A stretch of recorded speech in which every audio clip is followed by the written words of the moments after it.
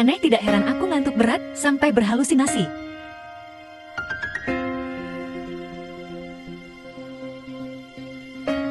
Untung kamu bilang dia tidak akan mengenaliku kan? Bos, kamu bilang kamu menyembunyikan Nona Qin seperti ini. Jika dia menemukannya, apakah kamu tidak sedang menggali kuburmu sendiri? Kamu tidak mengerti istriku. Dia tidak suka orang kaya. Hang Meng, bukankah ini nada dering Jiang Xian? Mungkinkah itu benar-benar dia tadi? Selesai sudah. Nona Qin datang. Direktur. Chieu sengaja menyamar sebagai pekerja konstruksi biasa dan pergi ke rumah tunangannya. Tak disangka, tunangannya yang hanya mengincar kekuasaan dan kekayaan, melihat penampilannya yang lusuh, segera menunjukkan rasa jijik, bahkan dengan sengaja mengambil lobster dan mengejeknya. Sebagai orang desa yang belum pernah melihat lobster, Chieu pura-pura tidak tahu cara memakannya. Hal ini membuat wanita licik itu semakin muak. Saat itu, sang ibu berbisik untuk menghibur putrinya dan menyuruhnya untuk tidak takut. Ia akan mengatur orang lain untuk menikah menggantikannya. Ia kemudian memerintahkan pelayan untuk memanggil putri kedua di rumah. Namun saat gadis itu keluar, Chieu tiba-tiba tertegun. Tanda lahir di bahunya dengan cepat membangkitkan ingatannya yang terkubur saat dia diintimidasi semasa kecil. Seorang gadis kecil dengan rambut kuncir kuda membelanya. Dan gadis itu juga memiliki tanda lahir yang sama di bahunya. Dia yakin bahwa putri kedua itu adalah gadis yang sama dengan yang dulu. Namun putri kedua itu tidak mengenalinya. Saat itu, ibu yang terus mendesak gadis itu untuk segera menghormati pria itu dengan segelas minuman. Setelah melihat keduanya menghabiskan minuman mereka, ibu yang baru menunjukkan senyum kemenangan. Saat itu, efek obat mulai terasa. Mereka perlahan-lahan kehilangan kesadaran. Ketika putri kedua itu bangun, dia mendapati dirinya tidur di ranjang yang sama dengan pria itu. Ia masih terkejut dan belum sempat menjernihkan pikirannya. Wanita licik itu langsung menerobos masuk dan menamparnya, menuduhnya telah merebut tunangannya. Tamparan keras ini juga membangunkan Chieu. Saat itu, ibu angkatnya memanfaatkan kesempatan untuk bergabung dalam barisan orang yang menuduh. Ia memarahi putri keduanya bagaimana bisa dia melakukan hal yang tidak pantas terhadap kakaknya. Chieu yang berpengalaman di medan perang bisnis segera menyadari bahwa ini adalah tipuan keluarga itu. Dan ibu angkatnya bahkan mengancam gadis itu. Jika dia tidak menggantikan putrinya untuk menikahi orang miskin ini, dia akan menghancurkan semua barang peninggalan ibunya. Meskipun merasa marah dan putus asa, tetapi untuk mencari petunjuk tentang orang tua kandungnya, putri kedua itu hanya bisa menanggung semua tanggung jawab. Chieu menyaksikan semua ini, tetapi diam-diam bersukacita dalam hatinya. Karena tujuannya kembali ke negara. Ini adalah untuk mencari gadis kecil itu tanpa disangka-sangka. Tanpa usaha keras, gadis itu menjadi istrinya. Chieu dengan hati-hati bertanya kepada putri kedua, apakah dia bersedia menikah dengan keluarga kaya. Namun dia secara tak terduga mengetahui bahwa gadis itu memiliki prasangka terhadap kehidupan orang kaya. Lebih memilih hidup sederhana daripada terlibat dalam intrik dan tipu daya di dalamnya. Pria itu memutuskan untuk sementara waktu menyembunyikan identitasnya, menunggu waktu yang tepat untuk mengaku kepada gadis itu. Ketika gadis itu menawarkan untuk mengantar Chieu pulang, Chieu menjadi bingung karena memikirkan cara untuk menyembunyikan identitasnya. Hal ini malah membuat putri kedua itu salah paham dan mengira dia tunawisma. Sehingga dengan antusias, dia mengundang pria itu untuk tinggal sementara di rumahnya. Begitulah, keduanya mengendarai keledai kecil ke gedung tua reot yang disewa gadis itu seharga 500 yen. Saat mereka berdiri, keduanya secara tidak sengaja jatuh bersama. Jatuhnya ini membuat hati gadis itu berdebar kencang. Saat mata mereka bertemu, bahkan udara dipenuhi dengan suasana cinta. Chieu memanfaatkan kesempatan itu untuk mengeluarkan liontin Gyo pusaka. Keluarga memberikannya kepada gadis itu sebagai kenang-kenangan pernikahan.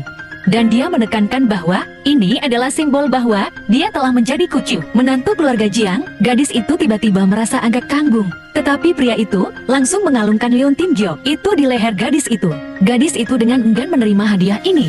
Kemudian, ia dengan penuh perhatian memberi Chieu 200 yen sebagai uang saku. Tindakan ini membuat hati Chieu dipenuhi dengan kehangatan dan emosi yang belum pernah terjadi sebelumnya. Pada saat yang sama, wanita itu pergi ke rumah sahabatnya.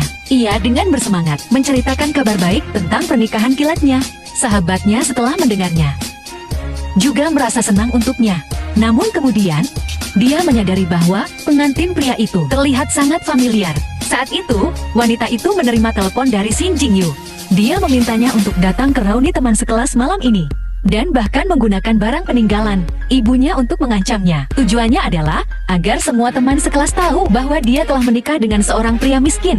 Setelah mengetahui hal ini, sahabatnya memutuskan untuk pergi ke reuni bersamanya dan melawan wanita licik itu. Tak lama kemudian, gadis itu dan sahabatnya baru saja tiba di hotel. Mereka menyadari bahwa hotel hari ini agak berbeda. Sahabatnya segera menarik seorang pelayan dan bertanya, siapa yang akan datang hari ini? Nelayan itu mengatakan bahwa CEO di Ho Group yang akan datang. Begitu mendengar orang terkaya di dunia yang dikagumi semua orang akan datang, sahabatnya langsung bersemangat dan mulai berfantasi. Alangkah baiknya jika dia menjadi istri CL. Dia tidak tahu bahwa gadis di sebelahnya adalah istri CL. Keduanya mencari tempat duduk dan duduk terlebih dahulu. Saat itu, seorang pria dengan pakaian mewah dan aura luar biasa masuk. Melihat hal itu, ekspresi terkejut muncul di wajah wanita itu. Karena Cio ini mirip sekali dengan suami yang dinikahinya. Secara kilat, dia langsung mengambil ponselnya dan mengirim pesan pada suaminya. Sayang, lihat aku kan?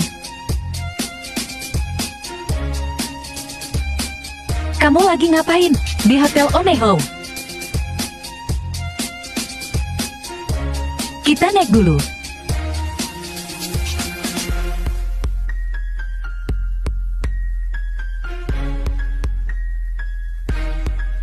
Ada di hotel ini, ku beri waktu 3 menit cari tahu di mana dia baik.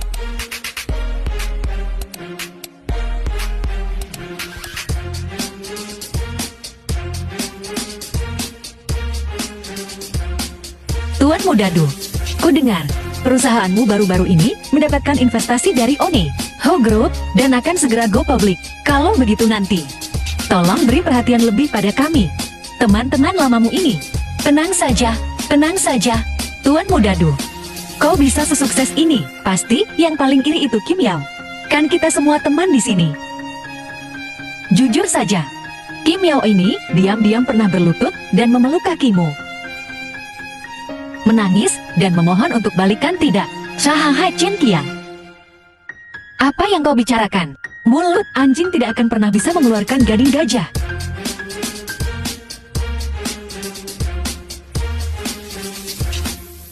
Hahaha. Kinsu berikan barangnya padaku, Yao Yao. Hari ini kan hari penting buat reuni kita. Kok kamu tidak dandan dulu baru datang? Meskipun suami adik ipar tidak berguna, keluarganya bangkrut, bahkan tidak punya pekerjaan, tidak boleh menyerah begitu saja. Kim Yao, kamu itu cuma anak angkat. Tapi dari kecil sampai besar, apapun yang kamu lakukan selalu lebih baik dariku sekarang. Tuan muda dulu milikku, sedangkan kamu malah menikah dengan pria desa yang tidak mampu beli makanan. Lihat bagaimana aku akan menamparkan wajah emo. Kim Yao sudah menikah. Menikah dengan pria yang bahkan tidak punya pekerjaan. Pantas saja tidak mampu beli baju yang layak. Kim Yao, sejak Tuan Mudadu memutuskanmu, kamu kelihatan menyedihkan sekali. Iya. Kalian semua baik-baik saja. Aku menikah dengan seorang pria. Urusanku apa? Peduli kalian adik. Jangan marah dong. Semua orang juga mengkhawatirkanmu.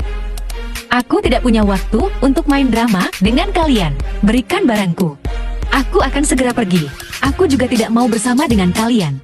Sekelompok orang yang otaknya bermasalah. Nanti ketularan gila.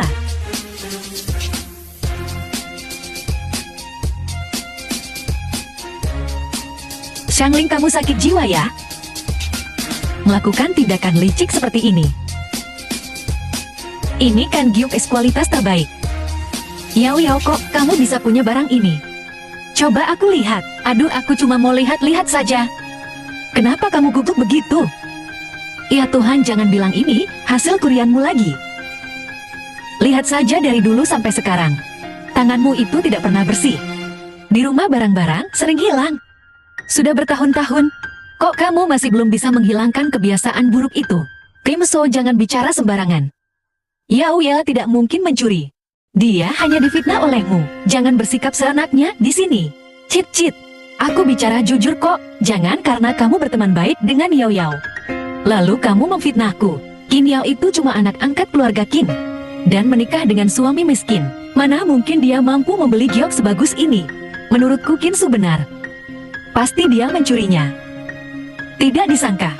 Kim Yao, kamu punya kebiasaan buruk ini semua. Cepat periksa barang-barang berharga kalian.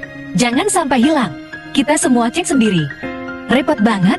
Bagaimana kalau kita lucuti saja baju Kim Yao? Kita periksa badannya. Sudahlah Yao Yao, kan adikku. Qin Su biasanya kamu terlalu baik padanya. Makanya dia jadi senaknya. Hari ini, kita akan mengajarinya pelajaran untukmu. Waktu sekolah dulu, kalian cuma budak Qin Su. Sampai sekarang masih belum bisa berhenti makan. Tai mau main kasar ya? Oke, hari ini, aku tidak akan tinggal diam. Aku harus menamparmu. Kim Yao bertahun-tahun berlalu. Kamu masih belum bisa memperbaiki sifat burukmu itu ya? Mau mukul, lihat dulu. Kamu mau mukul siapa? Tuan Muda Du, jangan salahkan Yao Yao. Ini salahku karena tidak mendidiknya dengan baik. Hingga dia mulai mencuri lagi. Xiang Ling, mereka juga tidak ingin adikku melakukan kesalahan lagi. Makanya mereka melepaskan bajunya Qin Su. Kamu terus-terusan berakting. Tidak lelah apa? Aku lihat universitas abal-abal yang kamu masuki di luar negeri itu. Bukannya mengajarimu beternak ayam, tapi berakting ya? Kamu yang mencuri. Seluruh keluargamu pencuri. Kalau begitu, kita lucuti saja. Oke teman-teman Tuan Muda. Dus berbicara. Serbu kalian. Siapa yang berani menyentuh Yao Yao, aku akan panggil kelima kakakku untuk menghajar kalian. Hei! Sekarang ini negara hukum. Kalian melakukan itu adalah melanggar hukum. Qin Yao, ada Tuan Muda Du di sini. Seluruh Nanceng ini tidak aku takuti hari ini. Kecuali kamu bisa memanggil CEO Wano Group ke sini. Kalau tidak, meskipun kamu ditelanjangi, lalu bagaimana?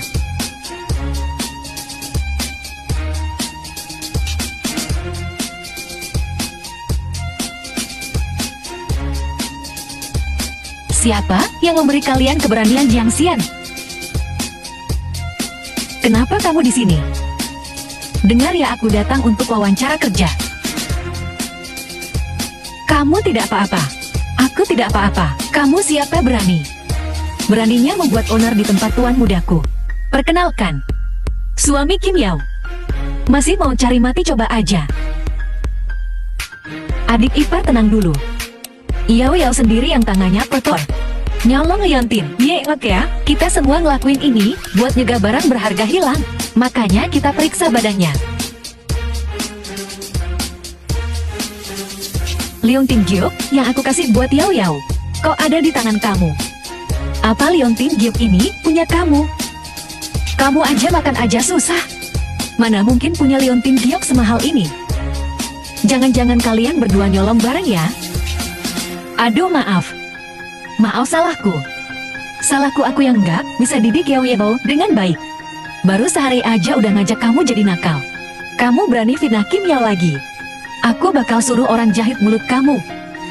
Bocah ingusan. Jangan mentang-mentang jago berantem, terus bisa senaknya.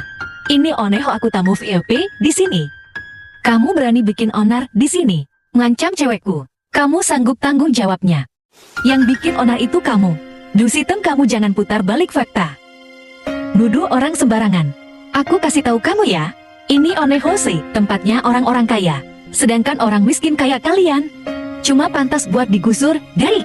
Kamu percaya nggak? Cuma butuh satu telepon dari aku. Kalian bisa keluar dari sini dalam keadaan terkapar. Diam aja bagus. Halo manajer baik. Bukankah aku udah nitip kamu buat booking ruang VIP di sini? Sekarang ada orang yang bikin onar di sini. Aku mau minta tolong, kamu buat turun tangan langsung. Apa kurang ajar? Berani bikin onar di wilayah kekuasaanku. Iya, aku segera bawa orang ke sana. Oke.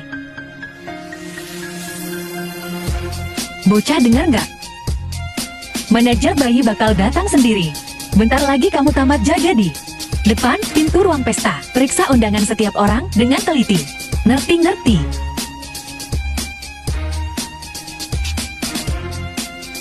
Sekarang juga. Cepetan ke ruang pesta 808. Baik, balik. Panggil semua orang.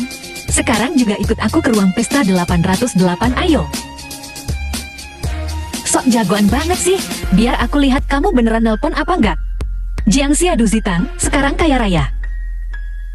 Kita nggak bisa ngelawan dia. Mending kita cabut aja yuk jagoan. Nggak bakal rugi kalau ngalah dulu. Tenang aja orang-orang yang ngebully kamu di sini. Hari ini nggak bakal ada yang bisa lolos. Gede banget bacotnya. Oke, bentar lagi aku lihat kamu mati kayak gimana.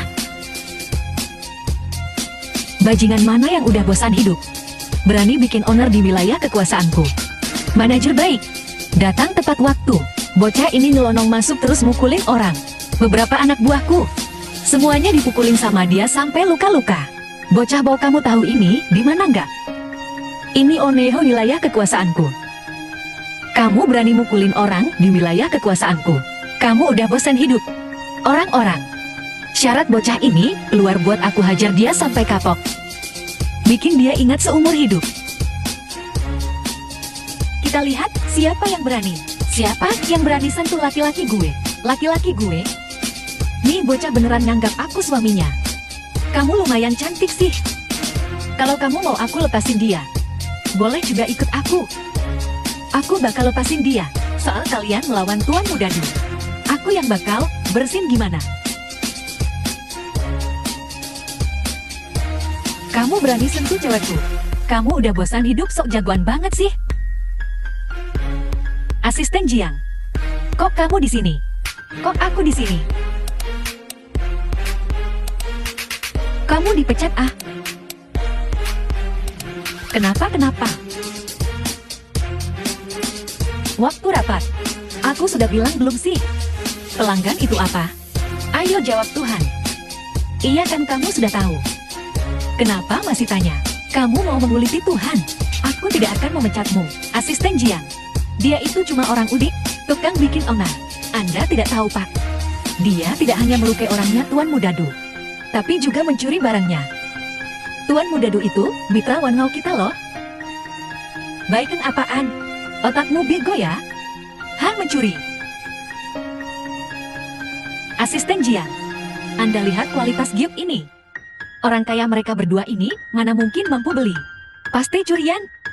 Aduh, bukankah ini giok yang selalu dipakai Pak CEO? CEO sampai memberikan ini pada Nona Kim. Kamu yakin? Tentu saja. Dengan status Tuan Mudadu, mana mungkin dia membohongi Anda? Baiklah, karena barangnya hilang di Hotel Onehau. Kita biarkan aku yang menanganinya. Tapi, kalau Jeep ini bukan curian. Tidak mungkin. Kalau Jeep ini bukan mereka yang curi. Aku akan langsung berlutut dan meminta maaf sekarang juga kalau mereka yang curi. Aku akan membuat bocah ingusan ini berlutut dan merangkak 2 putaran mengelilingi One. Ho Gro, satu lagi, kalau Jeep ini bukan kami yang curi kamu. Duzitang harus berlutut di tanah dan belajar menggonggong. Nona Kim ini punya pendirian juga ya. Baiklah, sudah diputuskan. Nona Kim, kamu bilang Jeep ini milikmu. Apa buktinya? Aduh, aku benar-benar tidak punya bukti. Ketahuan kan tadi bilangnya, kamu mencuri. Aku masih tidak percaya. Ternyata kamu memang punya kebiasaan buruk. Ini memang benar ya? Susah menghilangkan kebiasaan buruk adikku. Lebih baik, kamu mengaku saja, daripada nanti malu. Buktinya aku punya. Di bagian cekung giok ini, terukir karakter Jiang. Kalau tidak percaya, lihat saja memang ada. Berdasarkan pengetahuanku tentang pasar giok, untuk giok jenis ini cuma sebesar ini saja. Di pasaran harganya bisa mencapai puluhan juta. Memberikan hadiah semahal ini, sepertinya memang cinta sejati membuat iri saja.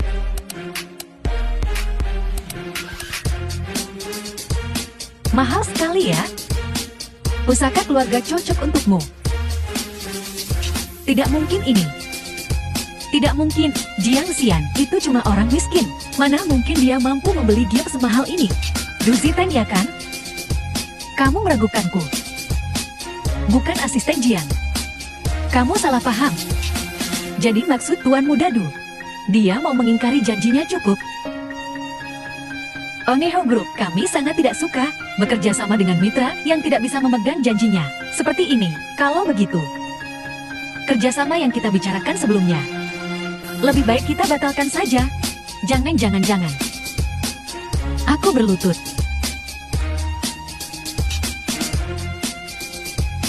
Qin Yao. Maafkan aku. Aku salah paham padamu. Kau lihat saja hubungan kita sebelumnya. Maafkan aku, kali ini sudahlah. Ya sudah baiklah. Kalau begitu, berlututlah dan tirukan gonggongan anjing. Kim Yao, jangan keterlaluan. Asisten Jiang. Sepertinya Tuan Muda Do masih tidak mau bekerja sama dengan Oneho Group daripada begitu lupakan saja. Baiklah Bu Gao.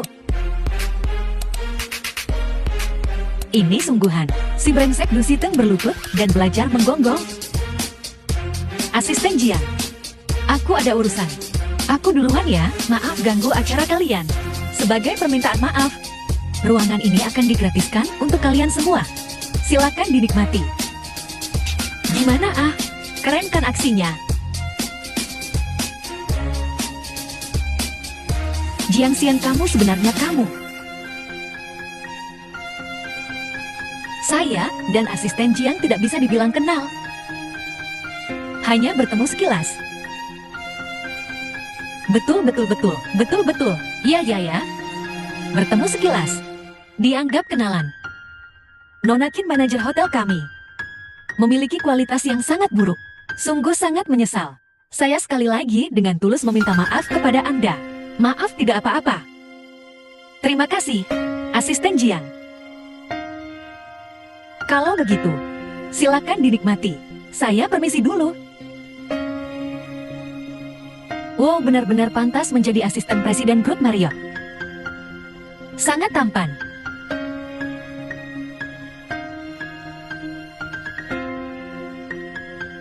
Sungguh lucu sekali. Kau tidak melihat wajah bajingan Du tadi? Wajahnya hampir jatuh ke tanah. Menyelesaikan masalah dengan bajingan itu sungguh melegakan. Asalkan kau bahagia, Jiang Xian. Terima kasih, hari ini kau tak perlu sungkan denganku. Pulang bersama yuk. Aku sudah janji dengan Zizi untuk pulang bersama hari ini. Pulang sendiri saja, dadah.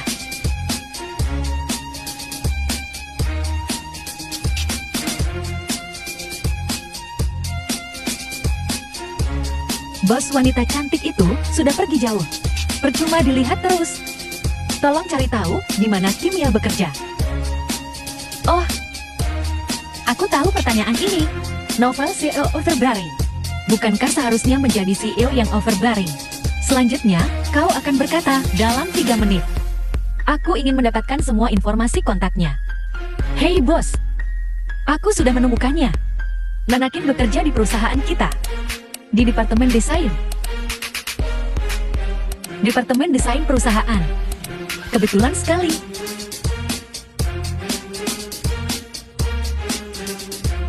Zizi, aku sudah siap. Tunggu sebentar. Aku segera keluar. Tidak apa-apa. Aku tunggu kau. Muah. Du Siteng, kau sakit ya? Ini toilet wanita. Matamu buta ya? Kim Yao, kau pura-pura apa? Kau seharusnya senang melihatku kan? Lehermu sangat lucu. Di atasnya ada kepala babi. Kim Yao, katakan padaku sejujurnya. Apa hubunganmu dengan Marriott Group? Apa hubunganku dengan Marriott Group? Urusan apa denganmu? Lepaskan bagaimana kalau aku tidak melepaskannya? Kim Yao, akui saja. Di hatimu masih ada aku. Pria yang kau cari sekarang hanya pria miskin yang menghabiskan uangmu. Perusahaanku akan segera go public. Bagaimana kalau ikut aku? Aku dan kau. Kenapa kau tidak menikah dengan Qin Su? Tentu saja aku masih akan menikahi Suer. Bagaimanapun, Suer adalah pewaris keluarga Qin. Dia sangat membantu karirku. Tapi Yao, ini semua demi masa depan kita. Yao Yao, kembalilah padaku. Aku akan memberimu 5.000 yen setiap bulan. Bagaimana kalau aku menghidupimu? Kau benar-benar katak, menyamar jadi katak. Jelek tapi genit ya. Wanita beracun. Bajingan sialan. Pantas kau putus keturunan kau. Aku masih harus pergi memeriksanya. Sayang, akhirnya kau keluar juga. Kukira kau jatuh ke lubang. Sedang bersiap untuk mengambil alat penyelamat. Bajingan sialan. Du Ziteng, berani-beraninya dia mencegatku di depan pilot wanita. Dan tak tahu malunya memintaku menjadi simpanannya. Apa orang tak tahu malu ini? Aku akan memukulnya setiap kali aku melihatnya. Kurasa boleh juga. Tapi ngomong-ngomong sayang, suamimu tadi sangat tampan. Apa dia benar-benar punya hubungan dengan Marit Group?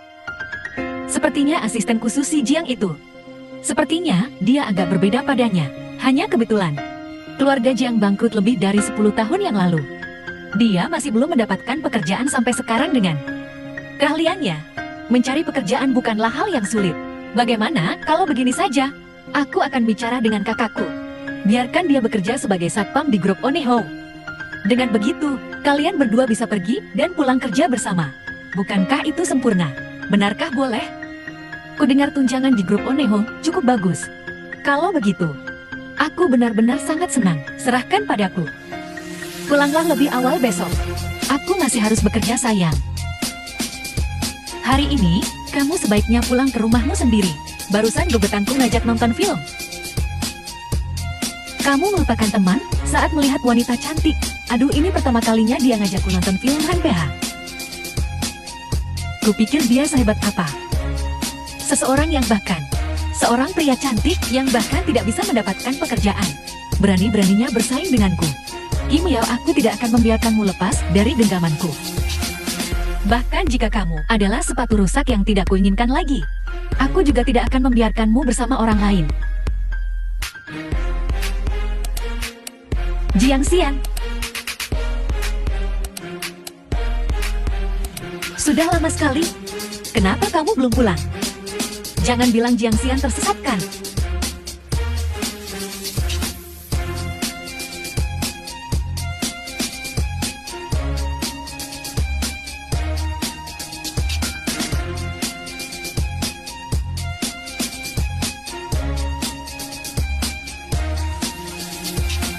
Halo Jiang Xian. Kenapa kamu belum pulang? Aku sedang makan mie di pinggir jalan. Aku akan segera kembali.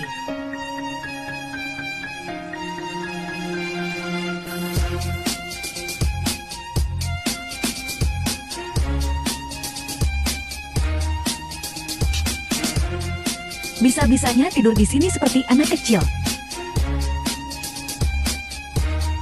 Kamu sudah kembali. Aku sedang memasak sup di dapur. Kamu mau minum semangkuk?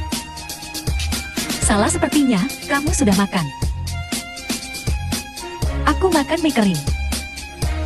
Aku haus dan ingin minum sup. Ayo, ayo. Ayo. Ayo. Kantor.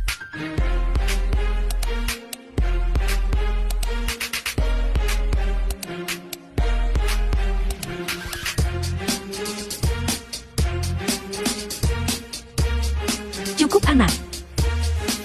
Kamu masih punya keahlian ini ya? Siang-siang, aku ingin mendiskusikan sesuatu denganmu. Kita sekarang sudah menikah.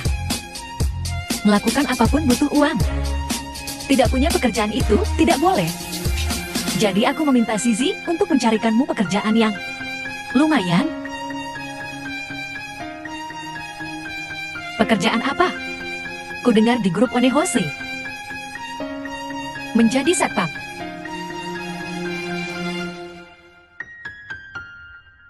Grup Oneho Satpam. Untungnya aku baru saja kembali ke Tiongkok. Tidak banyak orang di perusahaan yang mengenalku. Kalau tidak, aku akan berdiri di pintu masuk. Aku tahu sebelumnya, kamu adalah tuan muda dari keluarga kaya. Menjadi satpam sangat merugikanmu. Tapi untuk menjalani hidup, kita harus realistis. Apakah kamu bersedia demi kehidupan kita yang lebih baik di masa depan untuk mencobanya? Aku bersedia. Bagus sekali. Kukira kamu tidak akan setuju.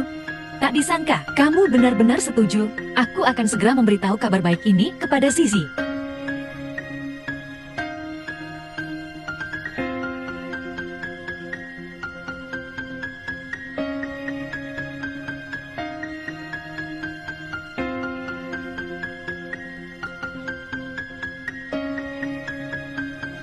Oh,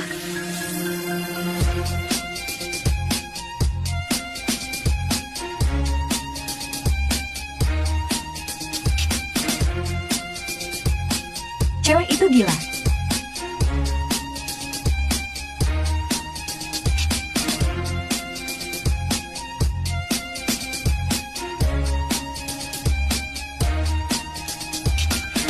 Tadi malam mengobrol dengan Zizi sampai larut malam. Benar-benar gila.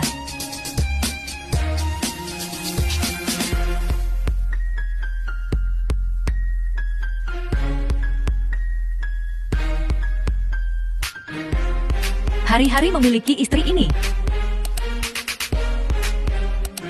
benar-benar sangat menyenangkan.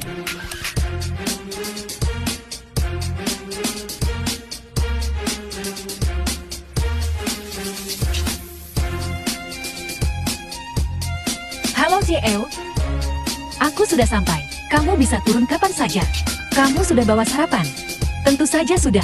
Sudah disiapkan makanan barat dan makanan Tiongkok. Ada yang panas, kering, dan dingin. Tidak usah kamu makan saja. Istriku sudah menyiapkan untukku.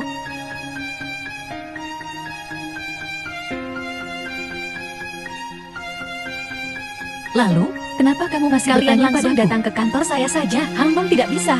Kim Yao jiwa bekerja keras. Tidak selesai harus lembur. Datang adik perempuan Kim Su. Pergi beli kopi untuk melanjutkan hidup. Siapa Kim Su? Saya tidak kenal. Nanti Departemen Desain akan kedatangan 2 tamu penting. Kamu pergi beli 2 cangkir kopi capek.